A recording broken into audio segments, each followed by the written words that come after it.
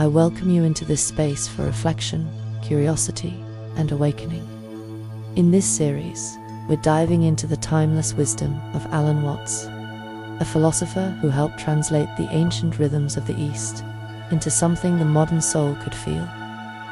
These lectures aren't just teachings, they're invitations to question what we think we know, to loosen our grip on identity, and to explore the mystery of what it means to be.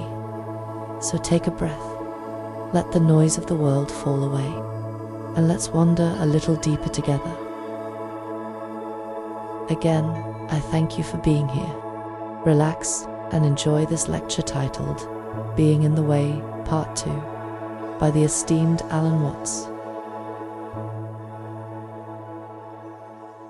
Once upon a time, there was a Chinese farmer who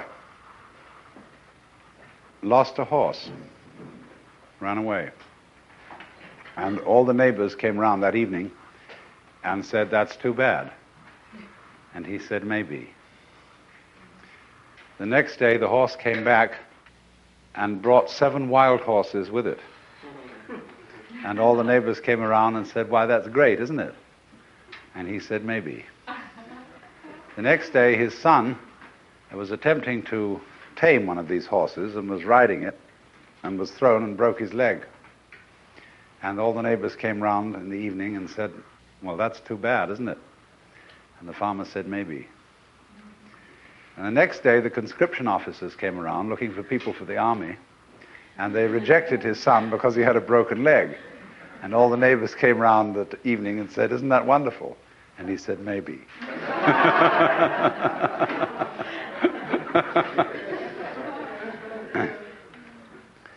This, in a way, in a certain sense, reflects a fundamentally Taoistic attitude, which is that the whole process of nature is an integrated process of immense complexity, and it is really impossible to tell whether anything that happens in it is good or bad,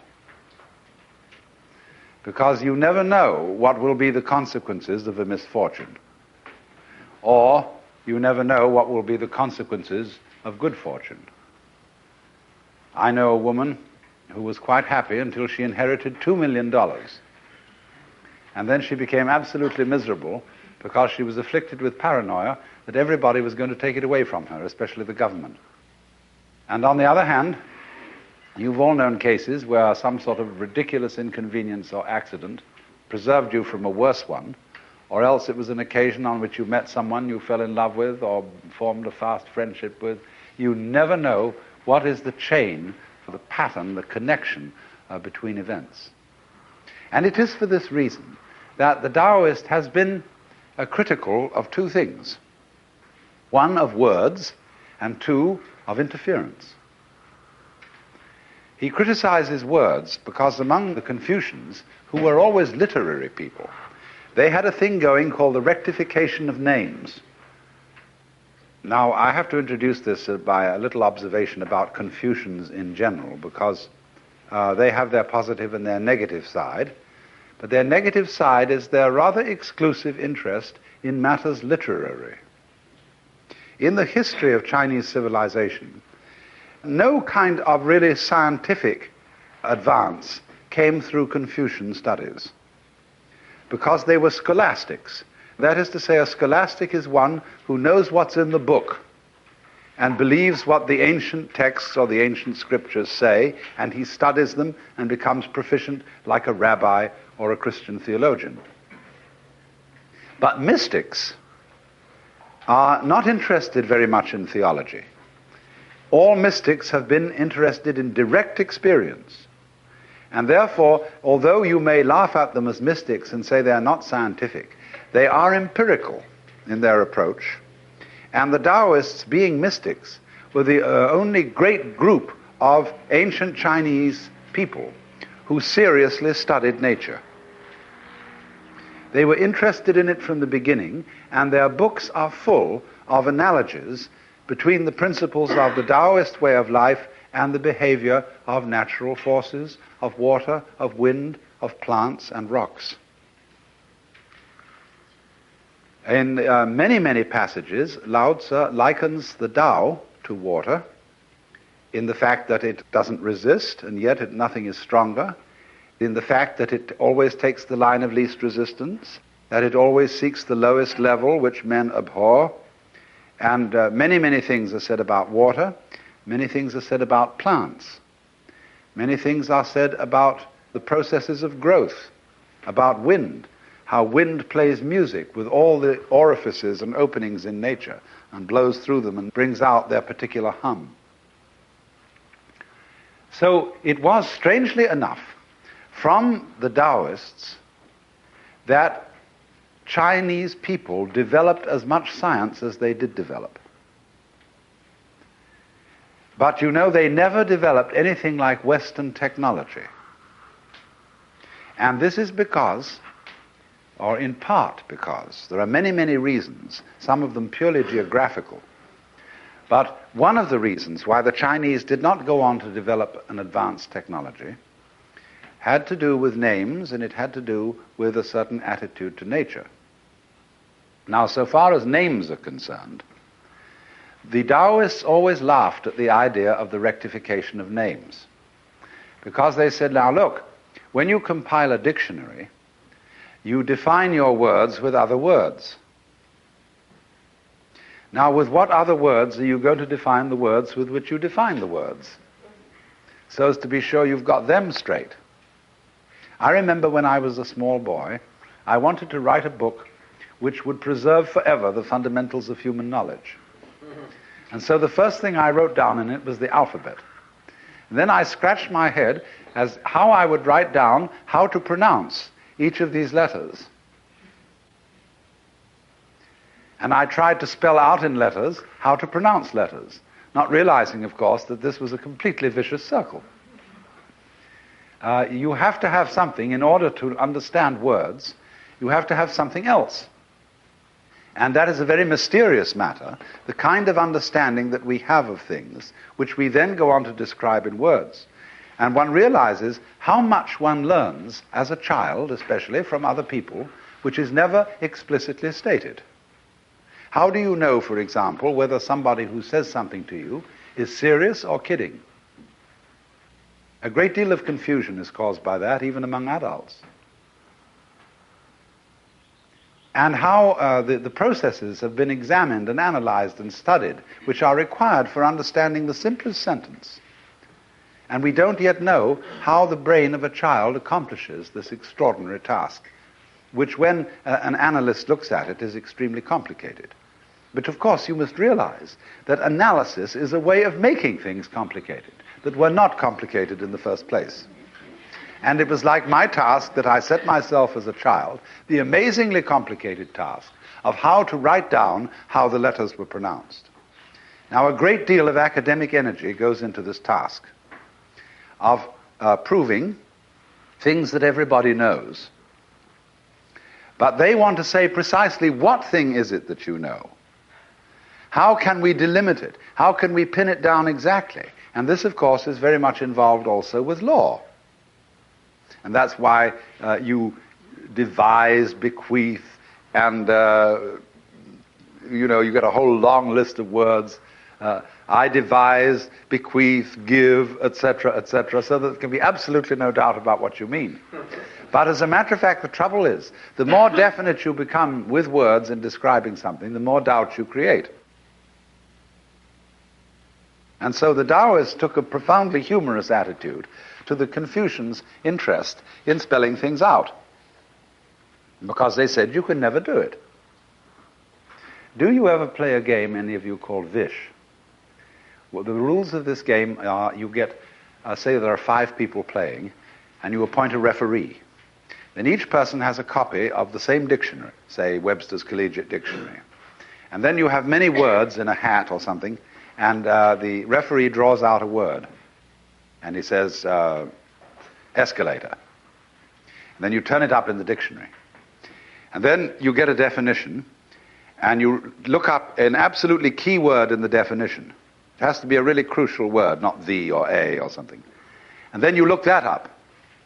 And then you take a key word in that definition. And then when you get back to the word escalator, you raise your hand and call out Vish, which is short for vicious circle. And thereby you have won the round, and the referee is there to decide that you've played fair and that you did take key words from each definition and so on, and you didn't cheat. So this shows you, you see, how a dictionary, unless it has little pictures in it, which give you another way of understanding things, a dictionary is an entirely circular process, simply a self-defining affair. So that when you encounter, say, I pick up a Chinese dictionary, or better still for my purposes, supposing I pick up a Finnish dictionary, which has nothing in it but Finnish language, it doesn't tell me a thing, because I haven't got the key. And the key to this language is not altogether communicable in language. So for this reason then, the Taoists were thoroughly skeptical of the power of words to describe the processes of the physical world. Now, the Chinese language as such is a rather peculiar language, unlike most other languages, in that it neither declines its nouns nor conjugates its verbs. There are certain ways sometimes of showing whether a verb indicates the future or whether it indicates the past. But in general, literally translated Chinese reads like a telegram. And so the opening of the chapter of the Lao Tzu book on de, that is to say on power or virtue, says in literal English, superior de, not de. Thus this has de. Inferior de, or virtue, not let go of virtue. Thus this not virtue. And this says it so succinctly. And we have to go bubbling around and saying, the superior form of virtue is not conscious of itself as virtue, and thus truly is virtue. But the inferior form of virtue so insists on being virtuous that it's not virtue. Well, that's a very complicated way of saying things, as the Chinese says it so pithily. But on the other hand, the Chinese language, which is not specific in this way that we can be by declining nouns and conjugating verbs, exactly what, how, and to whom, we have a better language, and so do the Japanese, because they have an arrangement for using Chinese in such a way as to decline the nouns and conjugate the verbs. We have a better language for describing technological processes. You know how it is when you get a set of instructions to put something together. First do this, then do that, then do the other thing. Well, boy, you should get some kind of a Chinese product from Hong Kong with put together instructions. And you're just nowhere. You have to know how it's done before you read it. The compensatory delight of this language is that you can say several things at once and mean them all.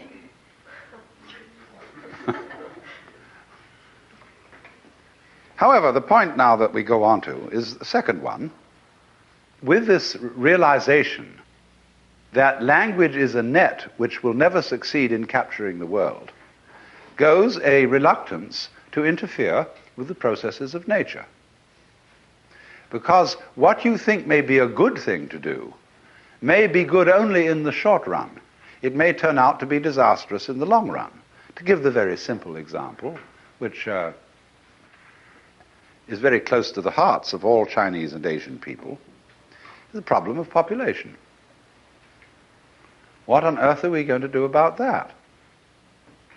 Because in times past, the huge populations of India and China were pruned by perennial outbreaks of cholera and other diseases which wiped out millions of people, famines, and so the population was pruned. Now, however, with the methods of modern medicine, we begin to stamp out these plagues, but then a new plague turns up in the form of human beings. Too many of them. Well, you can't go around in cold blood shooting down people or getting rid of people who you regard as not making up to certain standards. It was somehow better if the cholera did it, because that was impersonal and it bore you no spite.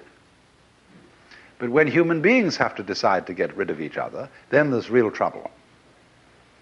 So a Taoist would be on the whole inclined not to interfere with the course of events, because he feels that they are of a complexity so great that he, with his verbal interpretations, because all that we call scientific knowledge is a verbal interpretation of what's going on, and of certain selection of things that we call good and a selection of certain things that we call bad. Well, he feels that he doesn't really know in terms of words whether a given event is good or bad. He may feel badly about it, but he may feel that this is the proper and appropriate way to feel in such circumstances, and that it will go over. It will pass. For as Lao Tzu said, the fierce gale does not last the whole morning, nor does pelting rain go on all day. Maybe he hadn't lived in Big Sur. But still in general. Then he goes on to say, if heaven and earth cannot keep up these things for long, how much less can mankind? So this then is a basic attitude in Taoist philosophy, which goes by the name of Wu Wei. And that is this. That means Wu, that means negative. And Wei means doing, interfering, busyness, poking into things. So Wu Wei means don't interfere, don't strive. Really, the best meaning of Wu Wei is don't force it. As when, for example, you're opening a lock and the key doesn't seem to turn. If you force it, you'll just bend the key. So what you have to do is jiggle, pull back and forth, jiggle, jiggle, jiggle, until you find the place where the key turns. And that's Wu Wei. Wu Wei doesn't mean total passivity, because you see, on the other side of the picture about interfering with nature, is that you must interfere. There is no way of not interfering. Even when you look at something, you interfere with it. It is, your very existence is an interference with the environment from a certain point of view. So there you are, you're stuck with it. Everything you do alters the balance. Even if you sit perfectly still, you're still breathing. And that alters the nature of things going on around you. You're exuding temperature, and that changes something. And then when you start eating and doing all sorts of things like that, you really do start changing things. So you can't avoid interfering, and yet the maxim is don't interfere, but it means bestly translated, don't force it. So then what do? Well, you have to interfere as wisely as possible. That is to say, you have to find out how to interfere along the lines in which things are already developing. You simply use the wind by putting up a sheet. But then, supposing the wind isn't going where you want to go, then you learn to tack. But you keep the wind in your sails all the time, and you use the wind to go against the wind. And therefrom comes the idea of judo. Judo is the Japanese way of saying the gentle Tao, the gentle way. And in judo, the basic principle of the whole thing is that you are not an attacker. Underneath judo is a deeper philosophy called Aikido, the way of Aiki. And Aikido is that you can never be attacked, because when somebody attacks you, you're not there. Or you are there, but in the form of a vacuum, so that the attacker gets sucked in so fast by his own force that he falls over. So in judo, one always uses the strength of the opponent to bring about his downfall. You may add your own strength at a certain point, In other words, when you're throwing someone in judo, there is a point when his own strength has taken him beyond the peak. You know, when the thing is falling over, it reaches a certain peak where it's gone. You see, it's on the way down. It is at this moment that you add your strength and say, wowie, you see. When there's a curious throw in judo where you get a fellow, you've been holding him, and you get him up on your foot like this, you see, and then he is moving in this direction. So just when he's off balance, you whoops with your foot like that and send him way over on the floor in that direction. But he has to be beyond the falling point, you see, and then only do you use your strength. Because all you've done now in executing this throw was that you fell backwards with your own weight, and he was pushing at you. You see, at a moment when he was pushing at you like that, it is entirely opportune to put your foot up and fall over backwards, and he goes way over. And that's quite a throw to get involved in, I can assure you. But judo, you see, is a development out of the Taoist philosophy by probably Japanese people. Judo is relatively modern.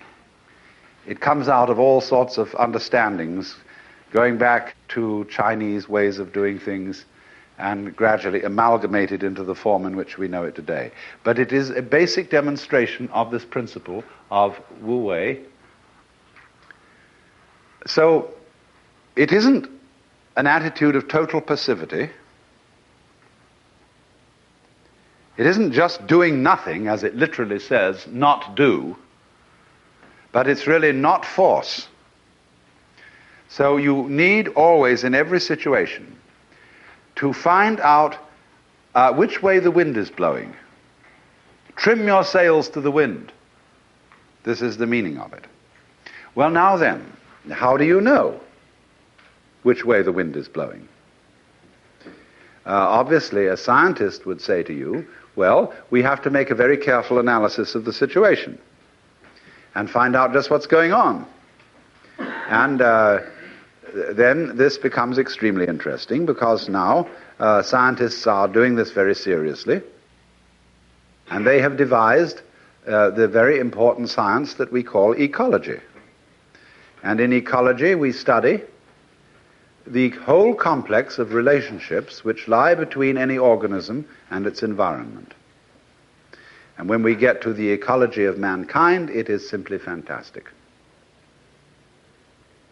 When you study, for example, the ecology between man and the world of microbes, and you try to decide what are good guys and bad guys among the microbes, how to get rid of the bad guys without getting rid of the good guys, and then realizing you need some of the bad guys, otherwise the good guys fall apart. And some of the killers we use are on the level of medicine, very much like what DDT is on the level of agriculture.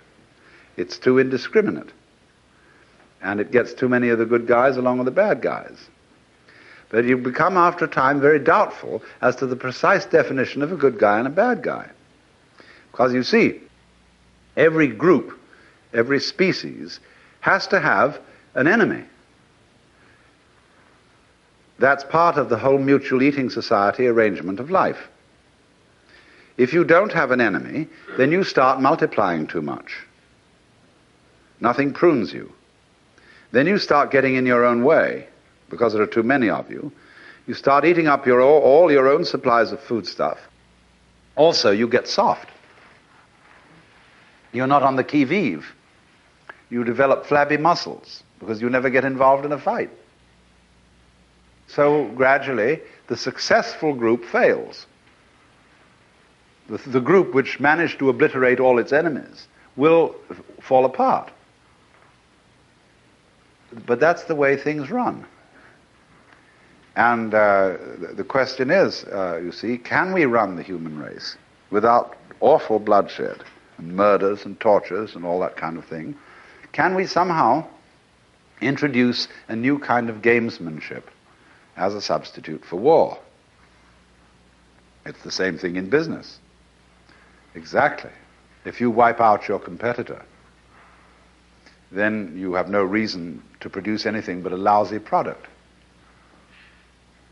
And then you may make lots of money because you wiped out your competitors, you've got the whole market. And then you've got this money, what you going to buy with it? Well, there's nothing to buy except other people's lousy products who wiped out their competitors. Or who cheated the public by packaging the thing to look elegant, but it was nothing inside. That's all you've got to buy. So naturally, if you're a success in General Motors, you go and buy a Rolls-Royce from England. Or you go and buy a Mercedes from Germany, because they happen to be better cars. Or if you want to make a lot of money in the clothing industry here, making wretched prints, and you want some good clothes, what do? Well, you have to go to Mexico and buy the things peasants wear, because they're still substantial, solid, damn good clothes. So you see, there's something always self-defeating in these attempts to succeed. You could say nothing fails like success. So for this reason, then, the Taoist always had an attitude of caution. Cautious, Lao Tzu says, as one who crosses a river in spring. That means either because of the spring floods or because the ice is still there and you're not quite sure how strong it is, because it's beginning to thaw. So, what the Taoist tries to develop is a sensibility to the situation. He tries to feel out intuitively what kind of action is required under these circumstances, because he feels that he can never discover it analytically with his conscious attention alone. Well, now, to talk in modern Western terms about how this is done, we must realize, of course, that we are equipped inside our heads with an absolutely fantastic thing called the brain. With its millions and millions of neuron cells, it is, as it were, the most amazing computer ever devised. Basic to the Taoist attitude to life is that you have that within you, and you may, if you don't know anything about brains very much, call it intuition or something of that kind. But you have within you the most amazing logical analyzer that exists in the known world. And the point is to get it to work for you. And instead of trying with conscious attention alone, which can only think of about 3 things at a time without using a pencil, that is to say, keep 3 variables in mind at once. Very few people can do 4 without using a pencil. You can do 4 if you're a trained musician, where you're playing 4 different lines of a fugue, say. You're keeping 4 variables in mind at once. With an organist, you can go from 4 to 6 because you've got your 2 feet, and they're playing too. But that requires a high amount of training to be able, with conscious attention, to keep these many variables in mind. But the world around us has infinitely many variables going in it. And you can reason out something with your conscious verbal thinking. Say you want to make a contract in business, and you figure out how to make it, whether it will be a good contract, whether it will work, etc., etc. And you think of all these things and write them down, and you make the contract, and you think that's fine. But one of the variables that you couldn't possibly include in the contract was that your partner would slip on a banana skin and break his neck. The contract might make provisions in it if your lawyer was thoughtful for what was to be done under the case of the disability of any of the parties thereto, etc. But eventually there are so many possibilities that can occur that you cannot think of them all.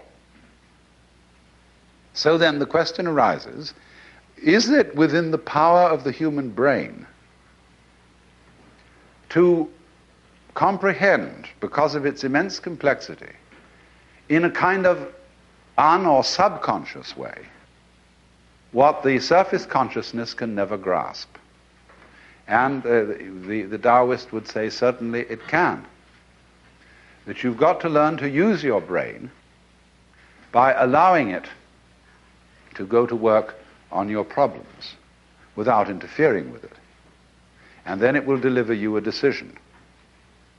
And this is why, when you get to the real study of Taoist and Zen Buddhist practice, you get to the point where you learn to act without making decisions.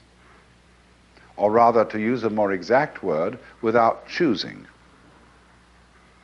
Krishnamurti talks a great deal about being choicelessly aware. And he says freedom is precisely the state of not having to choose. Now that sounds quite paradoxical, because we're always talking about freedom of choice. But choice is not a form of freedom in the sense of the word. What is choice in the sense of the word? Choice is the act of hesitation that we make before making a decision. It is a mental wobbling. You know, some people, when they take up a pen to write, they don't just write, but they jiggle the pen around indecisively like this and then start writing. Or a person comes into a room and wonders who to talk to and sort of is in doubt, you see. In that moment, he's choosing. Whereas a person who comes into a room and decides who to approach, he doesn't wait to choose. We say he is decisive, but that's a funny saying, because it means he doesn't stop to decide. So in the training in Zen Buddhism, which is simply a Buddhist extension of Taoism, Zen Buddhism arose out of the marriage of Buddhism and Taoism in the 5th century AD, and over the following centuries. So they have a way of training you so that you always act without choosing. For example, there was one day a leaky roof, and there were a couple of monks attending the Zen master, and he said, "The roof is leaking." One monk disappeared and came back instantly with a sieve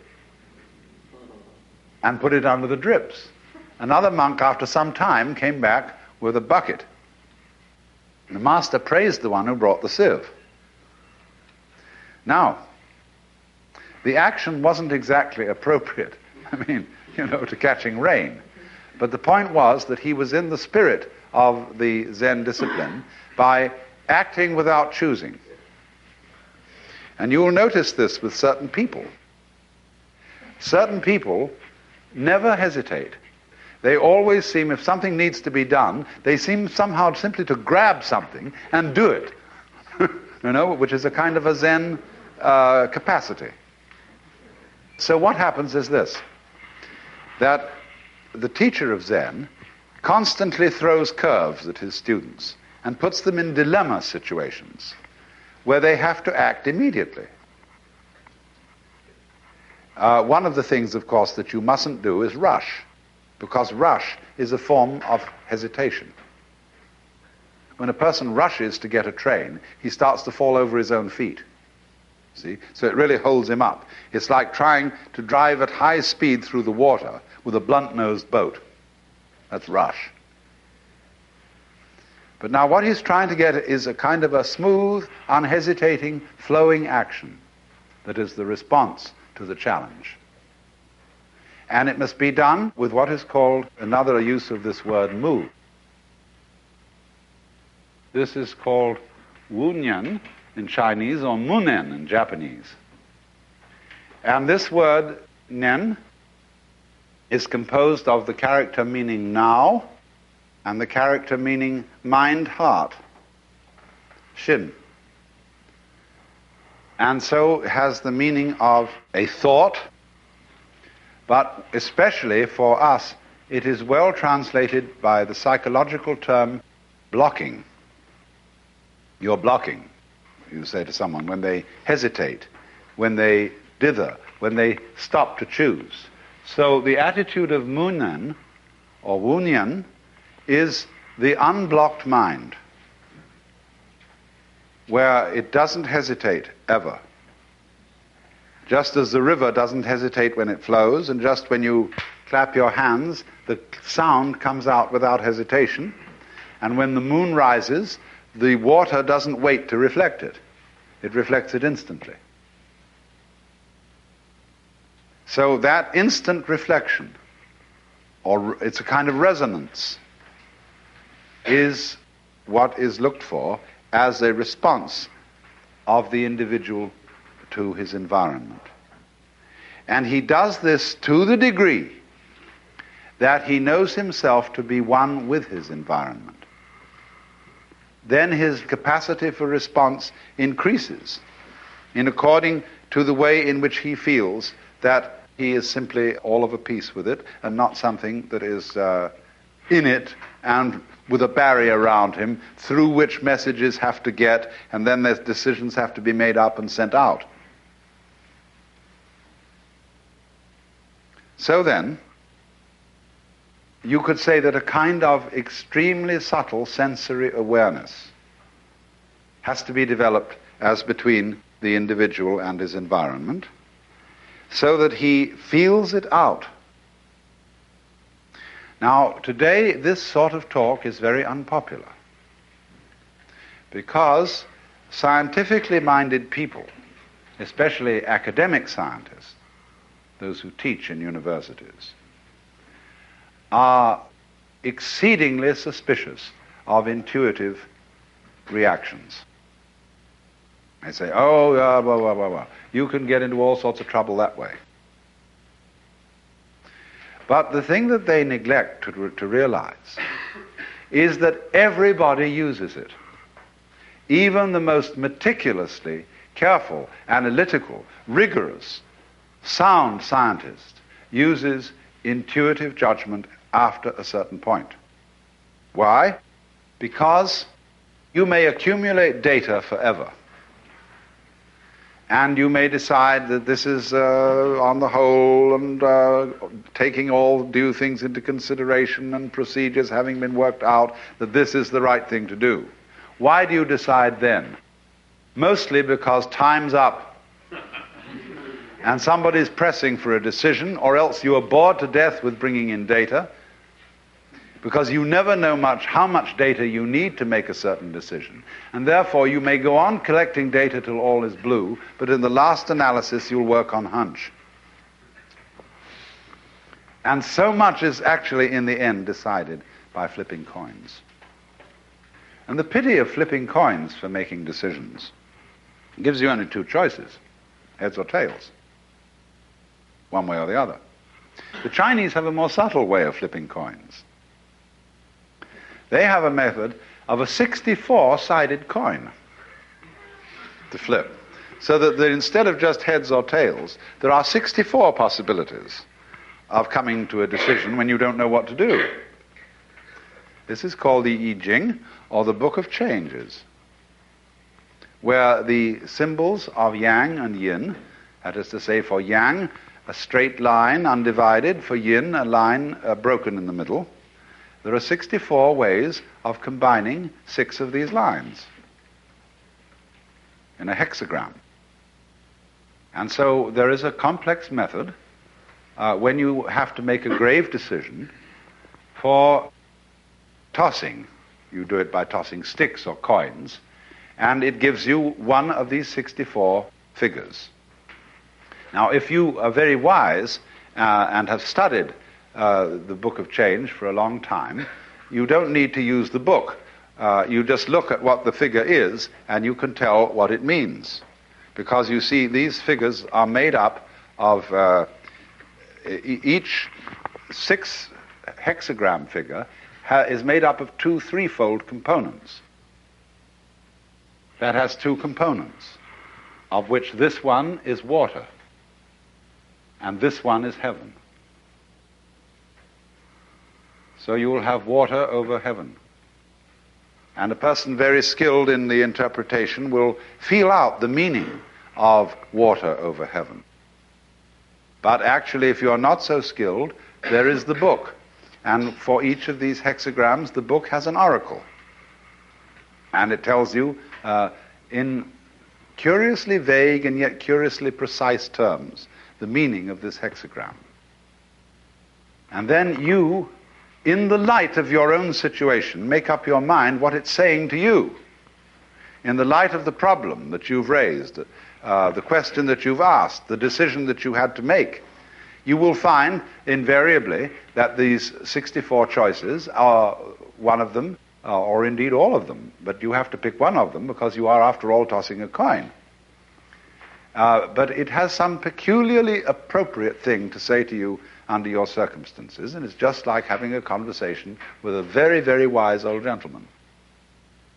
And you must realize that today in Asia, this book is still widely used for making business and political decisions, although people who are westernized wouldn't let on, perhaps, that they use it. And so anybody who does politics or does business with Asia should be completely versed in this book to know what sort of thinking, what sort of approach might be expected under any circumstances. If you could ever find out what hexagram had fallen when a certain politician had made a decision, it would be immensely enlightening as to his future course of action. In the same way, for example, in dealing with Hitler, our strategists, I don't know if they did, should have been students of astrology, because he was always consulting astrologers. And therefore, astrology would be much more easy to penetrate than the I Ching, because you could know Hitler is looking all the time at his own horoscope. Well, we have access to Hitler's horoscope, and so we know what he's thinking about it. But you don't have access to what hexagram Mao Zedong threw when he decided to do something or other. So it's a little bit more subtle. I'm making the point then that our scientists are very suspicious of the intuitive judgment. But nevertheless, they all use it in the end. And so it has made this suspicion that science has of intuitive judgment has filtered down to the average person in terms of a mistrust of his own intuition, of the marvelous analytical powers of his own brain. And so we are always in a dither of doubt as to whether we are behaving the right way, doing the right thing, and so on and so forth, and lack a certain kind of self-confidence. And if you see you lack self-confidence, you will make mistakes through sheer fumbling. If you do have self-confidence, you may get away with doing entirely the wrong thing. The British have an enormous degree of self-confidence. They know they're right, and they don't even question it. I mean, there are certain kinds of British types who are absolutely, their aplomb is unbelievable. And you can't shake them. I wouldn't dream of it. They're not even defending themselves. They know they're so right. And therefore they can allow any kind of political revolution, total free speech. All sorts of things can go on, which make Americans very nervous because Americans don't have the same degree of aplomb. They're not quite sure, you see. When you're an aristocrat and you've been brought up for generations in the right schools, and there's never any doubt whatsoever, you don't even have to mention the fact that you're an aristocrat. See? I mean, that's why aristocrats know how to treat servants. But they never take it out on their servants in the sense of having to emphasize their own superiority, because they know they're superior. They don't even question it. See? Well, this is an extraordinary kind of nerve that they've built up. So the only way, you know, you can do this is, first of all, in Zen practice, the thing that you have to understand is this. You have to regard yourself as a cloud in the flesh, because you see, clouds never make mistakes. Did you ever see a cloud that was misshapen? Did you ever see a badly designed wave? No, they always do the right thing. Now, so as a matter of fact do we, because we are natural beings just like clouds and waves. Only we have complicated games which cause us to doubt ourselves. But if you will treat yourself for a while as a cloud or wave and realize that you can't make a mistake, whatever you do, because even if you do something that seems to be totally disastrous, it'll all come out in the wash somehow or other.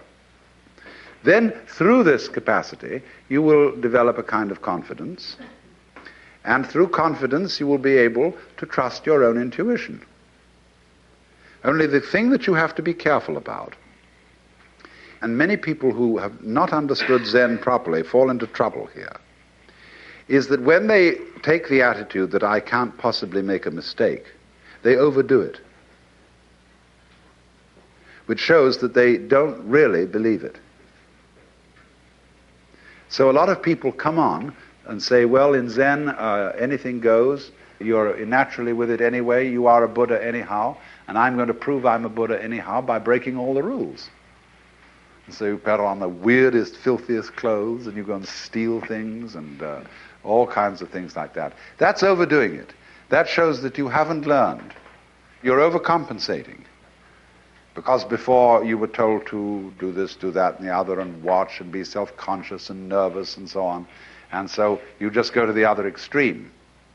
But this is the middle way of knowing it has nothing to do with your decision to do this or not. Whether you decide that you can't make a mistake, or whether you don't decide it, it's true anyway, that you are like cloud and water. And through that realization, without overcompensating in the other direction, you will come to the point where you begin to be on good terms with your own being and to be able to trust your own brain. But at that level, you are supra-personal. That is to say, when you realize that you stand here as a body, it's as if you see, there was, according to certain cosmological theories today, a primordial explosion which blew up and created the universe. And you know how it is when you take a bottle of ink and you throw it at a whitewashed wall, smash like that, and it goes splat all over the place. There's a big blob in the center. And then as it goes out, it gets all sorts of little curlicues and wiggles. So you see, the cosmic explosion is still happening. It takes a long time from that big essential bang for the whole thing to go whoosh. It takes billions of years for it to happen. And it's still happening. And we're the little curlicues out on the edge. See? And we're connected. We are part of the central explosion that originally happened. That, in a certain sense, is in you. You're still manifesting it. You see? So, when you consider yourself as a physical being, consider this hand. It is very ancient. Just like you pick up a stone. You say, how old is this stone? Well, scientists will say, well, it's about, comes from the Pleistocene age, and it's probably, 4 million years old. But then you think, well, wait a minute. You mean 4 million years old? Where did it come from? What was it before it was a stone? Well, it was something or other. And that goes back, you see. So everything you touch, including yourself, is incredibly ancient. Goes back to the very beginning of time. So if your mind awakens, you suddenly see all your friends sitting around you looking incredibly ancient. I don't mean in the sense of old and haggard, but like angels, like eternal beings who were always there from the beginning.